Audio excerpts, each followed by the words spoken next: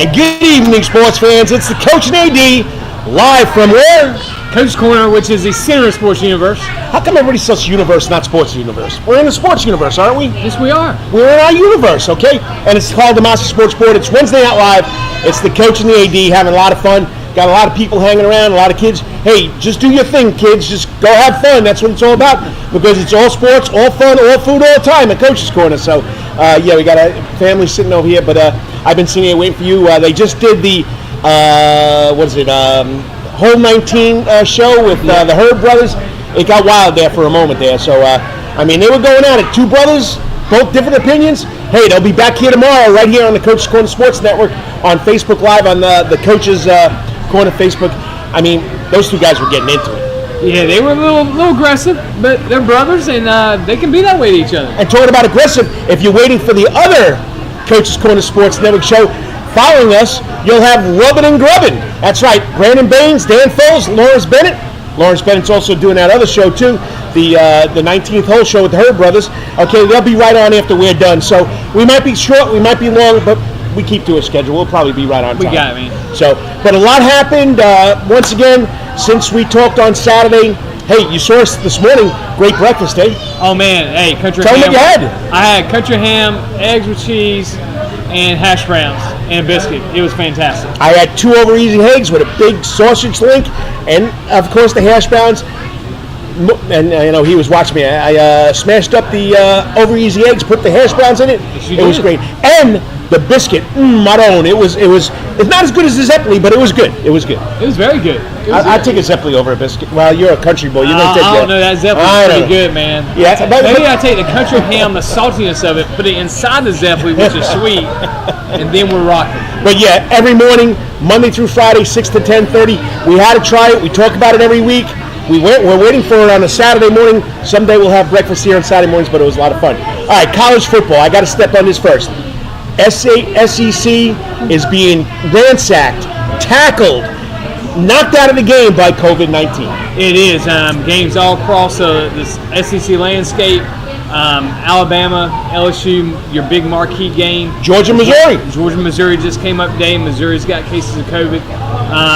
Big one in the Big Ten as well with Ohio State and Maryland. Mm-hmm. Maryland had issues today as well, and so man, it's, COVID is making a comeback, unfortunately, in the sports world. Still, it seems like the ACC has been pretty calm and quiet right now. Yep. And I even heard today, listening to Brian Kelly. He was on ESPN Radio. And, that's the Notre Dame coach, right? Yeah, Notre Dame guy. Brian Kelly. Mm-hmm. Not one of my favorites, but go ahead. Okay. So, but he was even talking about how they are finishing. This is their last week of class at Notre Dame. Yes. For the semester, because they started early for COVID. They're ending early. Kids are finishing up exams because then everybody's going home for Thanksgiving, and they won't be back till after their first year. I'm not blaming the football players, and I'm not blaming the other students. But when you get, it's college. These kids are being released from underneath their parents' wings. They're going to be out hanging out with each other. They're going to be hanging out on a Saturday night downtown Athens or downtown South Bend. It's very tough to keep these kids away from each other. And who's hanging out with them?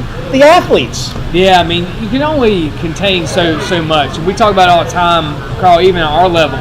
We feel like we have a good hold on our student athletes while they're in our presence. But listen, the reality is, while they're in our presence, when they leave us, we cannot control that. Right. And so we just have to hope everybody makes right decisions. But you just never know. So many things going on in the world. You can even make right decisions. Right. I mean, it still happened. We see this all the time in the NFL ranks. These guys are living in a bubble. Big time. And they're still getting it. All they're doing is going to a complex, going back to their families, and somewhere along the way, a couple more picking up here or there. I just think, I'll be honest with you, this is my educated guess. Yeah, I do hold a master's degree in health education. Now I'm joking with you. But anyway, my educated guess is it just seems like the teenagers under the age of 18 are more resilient. And I got to knock on wood. We haven't had many places cancel football games or cancel schools. Yes, we know this up in Statesboro right now because he's the assistant flag football coach here. The girls flag football team, which we were going to get the head coach, Nick Grassi, but he's out shooting deers or whatever he's doing. But anyway, we haven't been closed down, and it's been okay so far. Yes, we know there's been cases in schools. Some schools had to close classes down, or what they call pods. But it hasn't been that bad yet. And we talked about this when we were talking about, you were making a comment and I was agreeing with you. I hope we can get through a winter season because for some reason this virus loves the cold weather.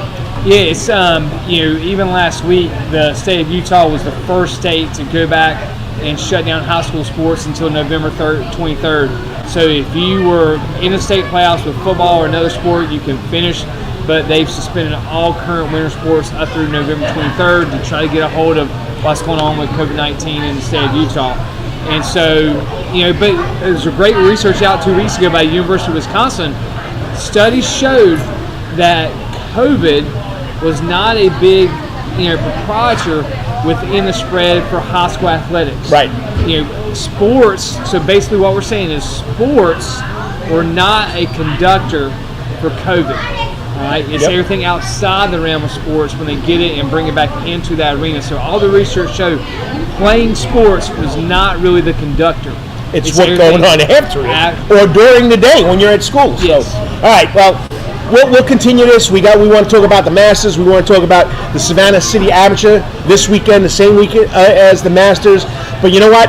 This guy is missing his first Masters tournament in 9 years. Wow. He's been around a long time. I think he's been around 10, 11 years. He hangs out at WTOC with Tim Guidera, who's I think, one of the sports gurus of Savannah, Georgia. Yeah. And he's done a great job.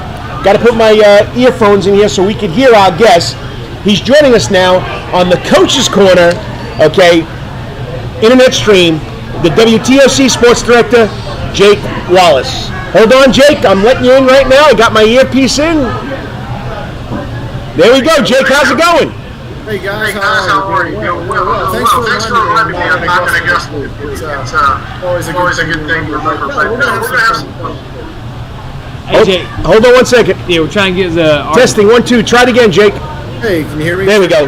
There it is. We can hear you now. So tell us, I missed the last part. So first time in 9 years you're not in Augusta?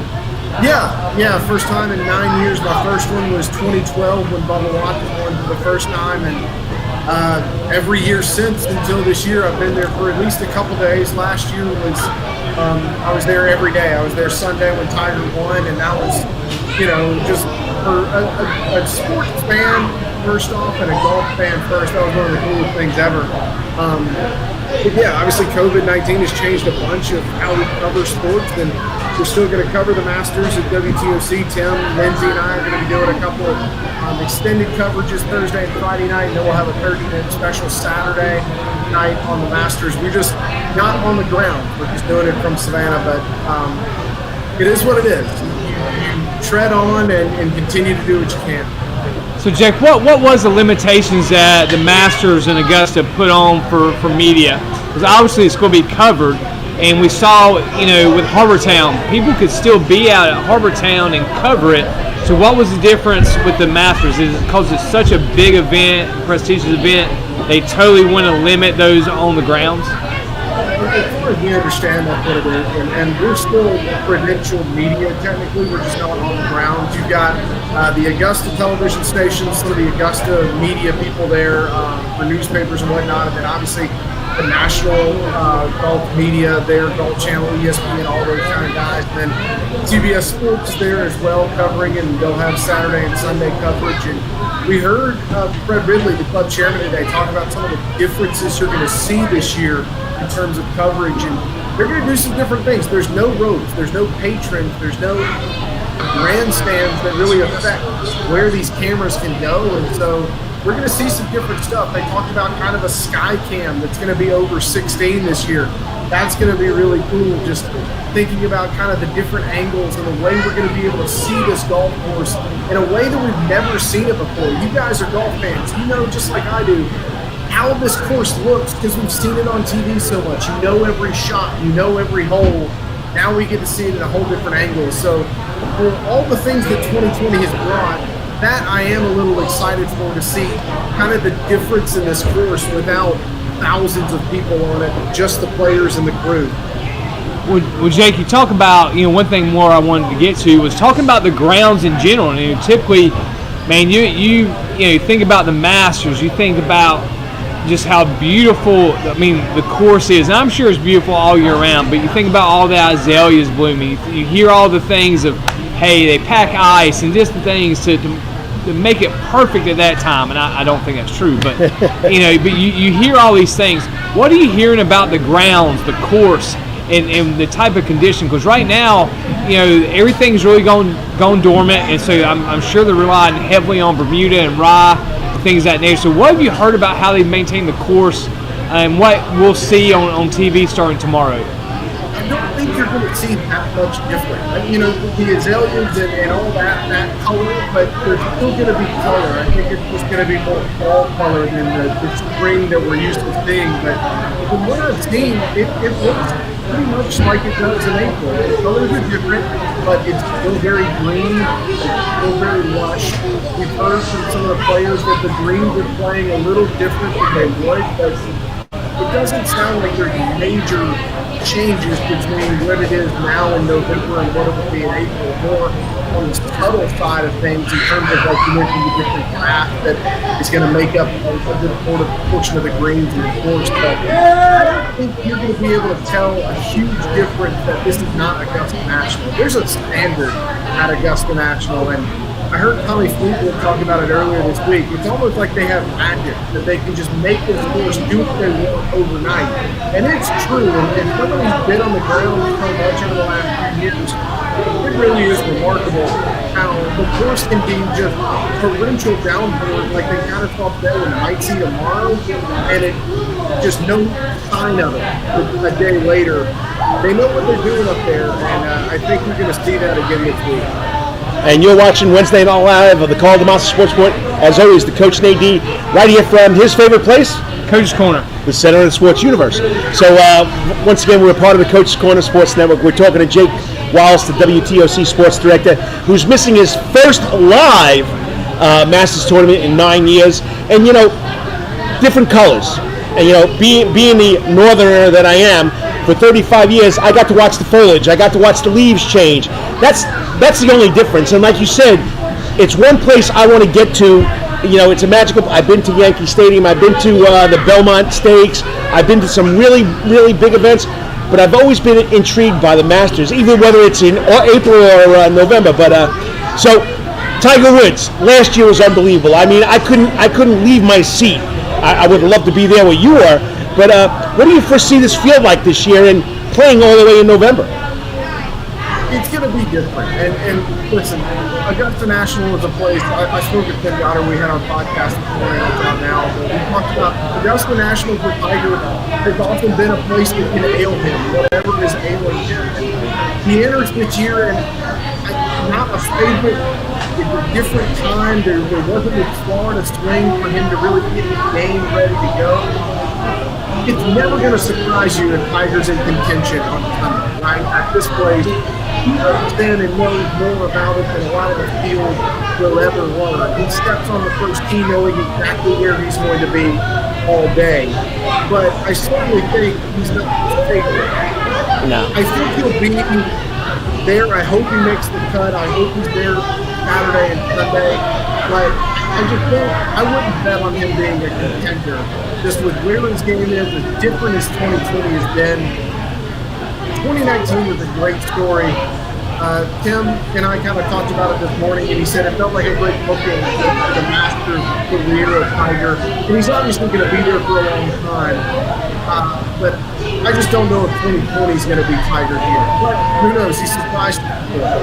Well, talking about that and talking about the weather conditions that the players will face here definitely tomorrow, maybe a little bit more on Friday with the saturated course. You got this guy who's just hitting tanks off the tee, who's totally changed the way that he's reshaped his body. Tell us about, you know what I'm talking about here. Yeah, I mean, I know you got, Dustin Johnson is the current world number one, I think, going into this, and I think his lowest finish in the last 6 events is 6, and so, I mean, he's playing as good as anybody, but what, with the conditions, do you think that he's got, how big of an advantage does he have now with the conditions we're getting ready to go in the next 2 days? He can dominate. I mean, that's the thing. And Bryson's been the buzz all week. Everybody at a press conference has been asked, my knowledge, at least one question about what Bryson is doing. And we saw what he did at Wingfoot for the U.S. Open, where he just overpowered the course. He talked about it a little yesterday during his press conference, what he was hitting into the ankles and his pitching wedge in the 13, which Tiger was doing in 97, but it's doing a third thing to think about. He's hitting wedges and middle irons or less in his par 5. So he's not an advantage on a course that can reward length. But he also kind of touched on it. This course, if your short game's not there, you're not going to win. And so the U.S. Open, as great a spectacle as that was off the tee, he played terrific with his iron. He was great with the wedges and chipping and the green, and putted like a magnet.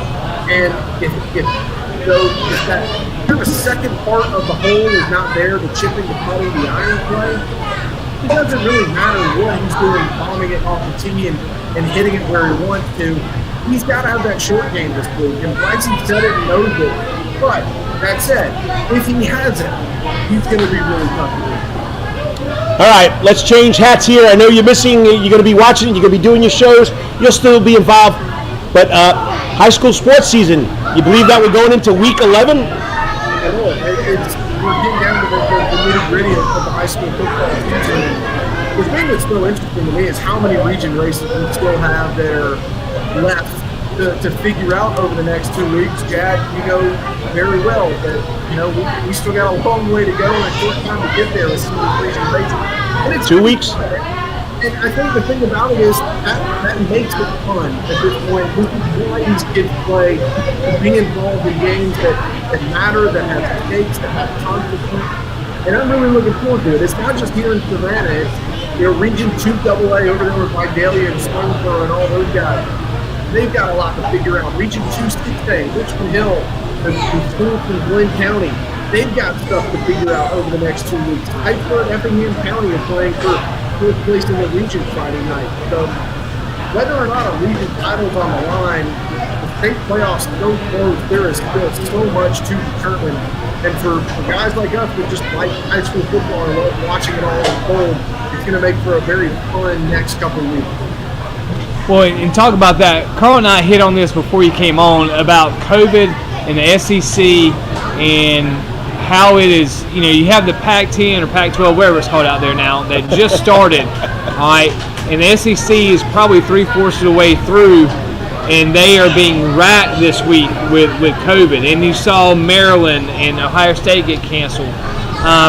What are you hearing, or what's coming out of kind of this, how all of a sudden we're just hitting this COVID explosion, primarily in the SEC. We're not seeing it so much in the ACC. We saw it a little bit early with Notre Dame and maybe 1 or 2 other schools, but it seems like maybe the ACC's got it figured out, but now the SEC has just hit a carpet bomb right now in the last 2 weeks. Well, and we're seeing it all across the country. I mean, college football is just kind of an example of what we're seeing as the numbers kind of continue to rise throughout the country. I think we have the highest daily count in recent memory over the last few days. So college football is just an example of what's going on. I think what you're seeing in the SEC, and Kirby Smart kind of talked about on our teleconference today, is that it's just a couple cases, and then it's kind of a contact tracing. I think from Missouri they said, for the defensive line that they're thin because of the contact tracing from it. And that's what we always knew the issue was going to be, was not necessarily the positive test, but how one or two numbers can turn into 10, 12 guys because of contact tracing. And it's just the nature of it. I mean, we knew if we were going to have a college football season, we were going to have a college sports or high school sports season, it was going to be different. It was something we were going to have to deal with kind of throughout it. And so it's unfortunate that the SEC is feeling this now 4-game postponement for Saturday, including Georgia, Missouri, and Alabama, LSU. But this is why you kind of build some of that wiggle room in late in the season, and you hope to get back to it. But, you know, if Georgia and Missouri don't play, and there's no stakes to it, yes, it would hurt Missouri gain and television and all that kind of stuff, but it's not going to be the end of the world, I think, if Georgia and Missouri aren't able to play December 12th, or maybe they play on the 19th, the same day as the SEC championship, if the dogs don't make it to Atlanta. Well, I was going to ask that. I mean, so you have the Big Ten who's not making up games. We've already started late. So, I mean, down the playoff road now, let's look down the road. All right, unbeaten Ohio State team with 5 games if something else happens versus, you know, an SEC team who's played 9, 10, 11 games versus an ACC team that maybe have 1 or 2 losses but's played 10, 11 games. How do you think that balances out, or maybe what the committee looks at with teams that play 5 games compared to teams that play 10 or 11? I'm glad I'm not on the committee. I don't know the answer to it. I guess the only thing you can say is you just go by the eye test, and you just have to weigh what every team has done. And that's the unfortunate part of the season, where there is going to be so much difference in how many games have been played or who played who. But that's why we put the committee into place that they are. And I'm sure there will be bickering. I'm sure there will be arguments. And I'm sure there would be bickering and arguments if there was no COVID and everybody had played 12 games, and we would still be in a situation where there's going to be disagreement. But that's part of sports, that's part of college football. As long as I've been alive, there has been an argument in college football about who got left out, who's overrated, and who's underrated. We didn't need a virus to prove that. It's always going to be that way. Part of what makes college sports fun, but yeah, I'm glad I'm not having to make that kind of call later this year. Yeah, take it from somebody who's been around a lot longer than you have. I can go back to when I was 10 years old in 1969, the battle we had with Penn State and who was the champion that year? Penn State and Texas. I mean, it was ridiculous. So, it's always going to be that way. We have 4 teams. Maybe we'll get to 8. Maybe we'll get to 16. But nobody's ever going to be happy. Exactly. Everything's great. Nobody's happy. That's how it goes. Well, Jake, I appreciate you coming on, and once again, it was nice seeing you all the signings today. Keep up the great work, and look forward to you, Tim, and Lindsay doing the show this week. And you're still going to be involved in the Masters. That's all that matters. Always. Karl, Chad, thanks for coming, guys. All right, man. Hopefully see you tomorrow, 12:15. Yes, sir. Thanks. You got it. I mean, that's got to be tough. 9 years, he's been here 11 years, 9 years at the Masters, and it's been a ritual for him. I know they're not exactly inside Augusta National, but they're there. Yeah. And I'd give anything. I'd go watch a practice round if I could get some tickets. It's just something about the place that it's legendary. It's hollow in the United States. I've been fortunate to go 3 times now. Okay, rub it in. You know, but I'm just saying. The Southern boy rubbing it in. Listen, I never got to go until I got to hear Savannah. So I know. It was never North Carolina. Gastonia. And so, but it is the TV 4K still does not do it justice. No. You walk those grounds, 1, you don't realize how hilly it is. 2, how immaculate that place is. Mm-hmm. I mean, there's not a weed, there's not trash. I mean, it is perfectly manicured from top to bottom. But I always just wondered, like, what does it look in the Masters type era? And we're getting ready to see them. So here we don't need this now. Oh, yeah. You're going to get a lot of foliage. You're going to get a lot of dark orange and brown colors instead of those pretty purple or violet or whatever color you want, a pinkish color, and white. So it's going to be a lot of fun. But I'll be watching it. Oh, without a doubt. And I hope Mr. Woods has that black pants on with the red shirt, and he's in the battle for the win. Because when Tiger's there, it makes it fun. Oh, yeah. We got all these up and coming stars, and I've watched them my whole life. I mean, I'll go back to Arnold Palmer, Chichi Rodriguez, Ali Trevino. Oh, look at you. Okay, so, just like race car, Mario Andretti. I mean, you want me, Dale Unser and Elliott's father, Chase Elliott just won. What was his dad's name? Bill Elliott. I mean, you can go on and on and talk about it. There's going to be a change, but there's just something about it when the old guy, even though he's not that old, the old guy is still in the thick of the battle. Yeah, without a doubt. So, all right, we're going to go to most hallowed ground you ever been involved in.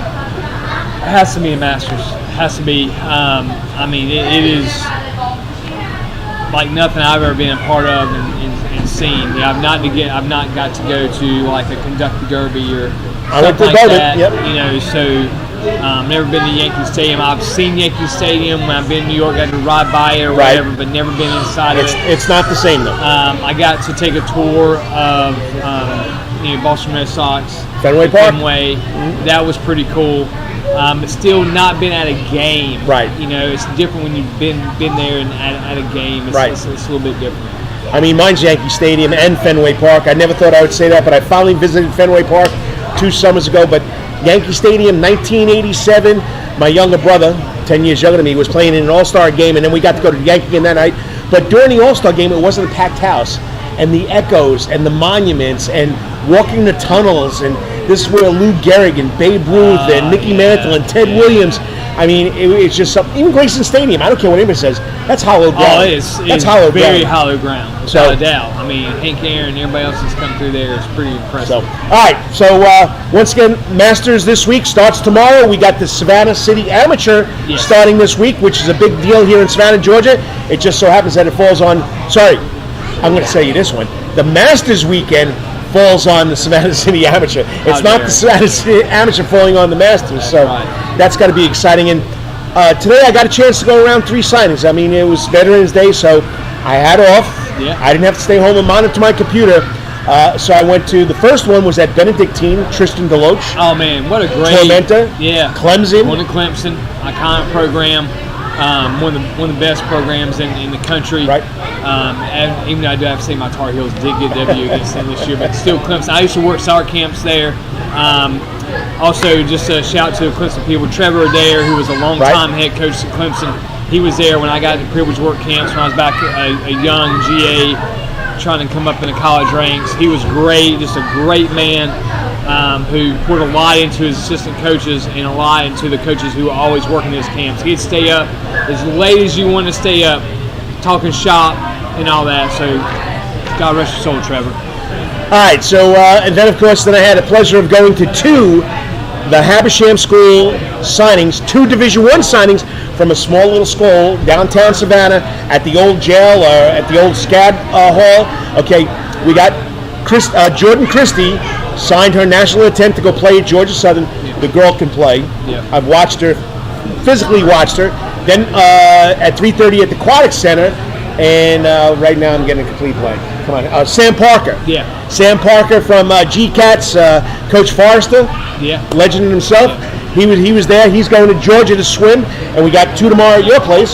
So we got 3 softball girls and then volleyball. So we got tomorrow softball. Reagan Starrett, Kay Ortiz are going to Rock the Road in East Georgia, and then Caden Fleming's will go pitch and play a little shortstop at Brute Parker, and then Tinley Smeltzer's will sign her national letter of intent for volleyball. She'll go play both indoor and beach at College of Charleston, and congratulations Tinley with selection of her All-State as well this past week. So, we got a lot of kids signing. Oh, then, Ben, tomorrow at BC, the Natural, the kid. They moved it to Monday. Moved it Monday. Monday, 11:30. All right. The Natural, Carter Holton. That was tomorrow. Signing with the Commodores. That's right, Vandy, baby. Vandy, baby. But I think he'll be drafted, so I don't know. He's got to make that choice. He's got to make that choice. What do you think? He's a lefty throwing 90-something miles an hour. He's a very he's a very conscientious student athlete. Now, I can't remember the rule. Is it so if you go to college right out of high school, you got to wait 3 years? 2 years. 3 years. 3 years. Your junior year, you get drafted. Unless you go to a junior college. Right. Okay. Which is 2 years. Yes. But we don't even know if we're going to have minor league baseball anymore. I think we're going to see. That's what I'm saying. We're going to see more. Without knowing that, do you think he just goes ahead and goes to? We're going to see more and more wooden bat leagues for those beautiful minor league stadiums that they built. Independent leagues, man. So it's going to be big time. So we'll see what happens with that. So we got a lot of signings going on, a lot of football, and like Jake Wallace said, our guest, thank you for coming on, WTOC Sports Director. We got a lot of battles going on. Richmond Hill, Glen Academy, and Brunswick. It's all going to come down to a point differential. That's crazy. Well, they'll go head to head first, but they all beat each other. We're talking the same boat now. Glen beat Richmond Hill beat Brunswick, and Brunswick beat Glen, right? Correct. Oh God! So it's going to come down to points. But so Richmond Hill was talking about who did Glen still have to play? There was someone here. Statesboro. Yes, that was the big one as far as point differential was. If Statesboro beats Glen, Richmond Hill's the champions. Yeah, it's there. So all right, Benedictine's a lot. Yeah. Islands. This is the one thing that I'm excited about.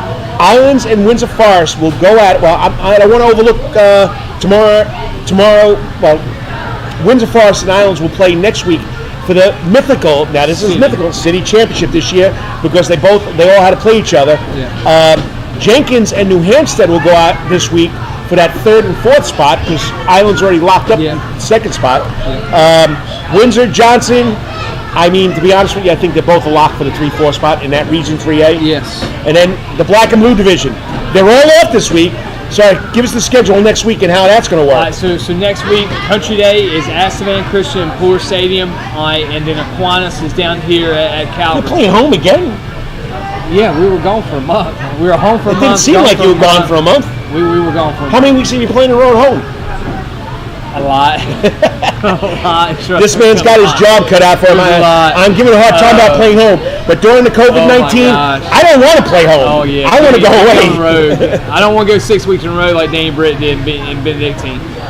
But so there, we were just talking about this the other day in a group text about our tiebreaker scenario.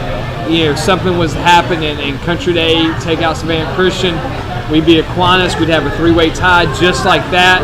Us being Country Day being Christian, we'd be right back in the mix things. And we talked about there's some disagreement on how we want to count the point differential. I say it was like, you know, your points allowed, all right, and they will cap it at 16. So my interpretation was you could not win by more than 16.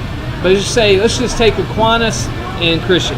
All right, Christian beat them 49-20. Right. So technically, it was 36-20. That's how I interpreted it. Right. Well, we got Baker on the phone with Coach Faribault from Stratford, because that's kind of where we adopted it from. That's not how they're doing it. And I said, man, the way they're doing it, it would have put the three like us, Country Day, and Aquinas all tied at only giving up 32 points, and Christian at 30. I looked at Baker and was like, why would you want that? But so we're still trying to work through those things going into last week to make sure we all have our language how we want it up and running. But yeah, man, it's tight here going into the last week, and that 2 seed is huge. The 1 seed is big. Right. The 1 seed gets a bye because you're matched up against Elka's region. Elka only has 3 football playing schools because Our Lady of Mercy's not playing. So whoever that 1 is gets a bye. 2 gets to host. They would host the 3 out of that region, which is probably Landmark. And then, you know, the 2 would go on the road probably to FPD, maybe. Then we Stratford play this week. That's why we were looking at it. If we somehow end up with a 2, we would play FPD, who we've already played. Then if we do that, we play North Cobb, who we've already played. I love it though. We'll take it. I just would like to be the 2 and be at home. He wants to stay home again and get more headaches. But I want to be at home over Thanksgiving, not travel. I got you on that one. All right. So once again, the coach and AD every Wednesday night at 7:00 usually, and on Saturday mornings at 9:00. We're definitely set for 9:00 on Saturday mornings. But don't forget, we have the Coach's Corner Sports Network. Okay. You got Rubbin and Grubbin, who usually goes before us, but we had another show called The 19th Hole with the Herb Brothers breaking down the Masters every day, so they ran a little late. So we jumped in at our 7:00 start, and now after us, you're going to get Rubbin and Grubbin, so you can't leave Coach's Corner Facebook. Can't leave the Coach's Corner Sports Network. Because there's more to it, and of course, we have a podcast, the Hot Grid Podcast, which can be heard at Spotify or wherever you listen to your podcast. Travis Judon and Spencer Maddox going at it. Yeah. Don't forget, we got Wednesday night's Pub Star Trivia going in front of the building. Yes. Okay. Tomorrow night, we got the Alternators. Okay. Friday night, we got Morgan Miles. And then Saturday, just gazillions and gazillions of TV to watch any college football game you want to watch. Come on in. Georgia Southern taking on Texas State. Texas State's only got one win, so Georgia Southern could look pretty good. Other than that, that's what we got going on here. Yeah, we got anybody playing this weekend in football at playoffs? Anybody around here? No, last week Bethesda. Small schools. Bethesda got knocked out. I don't know. I think Bullock Academy is at St. Andrews. No, is that true? No, I got it right here. The schedule is Okay, right my here bad. on the back. St. Andrews. Yes, you're right. Bullock Academy is coming to St. Andrews. Memorial Day's at Southwest Georgia. Their playoffs start the following week. Okay. So go out there and watch Johnson them. at Beach. Johnson at Beach, Memorial Stadium on Friday night. Islands is playing Savannah High for homecoming at Island Stadium. So there's a lot going on. Check your schedules. I'll have it posted on the Prep Sports Report website. And right following up, coming up our rear, they're not. What do they call it? When you follow somebody, what's it called in racing? Drafting. They're drafting right behind us right now. They want us to get done so they can come on because they've been waiting a long time. Rubbin and Grubbin right here on the Coaches Sports Network. So I'd like to thank our sponsor for making this show possible every Wednesday and Saturday. Coach's Corner, John Henderson, Adele Henderson, right here on Victory Drive, where it's all sports, all music, all the time. And remember, until we see you on Saturday, I hope you're having the greatest week ever. And whatever you may be doing, what are they going to do? We're going to hit it out of the park. We're going to hit it out of the park. Hey, and stay dry tomorrow. Take an umbrella. It's going to be wet. It's going to be very wet. Yes. And it's all part of the Sandler Sports University's Coach's Corner Sports Network. We're here all the time. Come get some breakfast. Tomorrow morning, the crew from Larry's will serve you and do you right. Don't forget, I had the country ham. It was really good. And I had the eggs over easy with some home fries. We'll talk to you later. God bless. Rubbin and Grubbin. Bumping our rear end right now. Dan Baines. Dan Foles. Brandon Baines and Norris Bennett. They're going to recap the end of the NASCAR season. Chase Elliott won it, and Brandon Baines called it. Of course he did. He called it. He called the race winner, I think, 90% of the time. But Dan Foles and Lawrence Bennett put some money in their pocket. Well, they'll tell you, God bless, be safe, mask up. Wash those hands. God bless. See you Saturday. Peace out.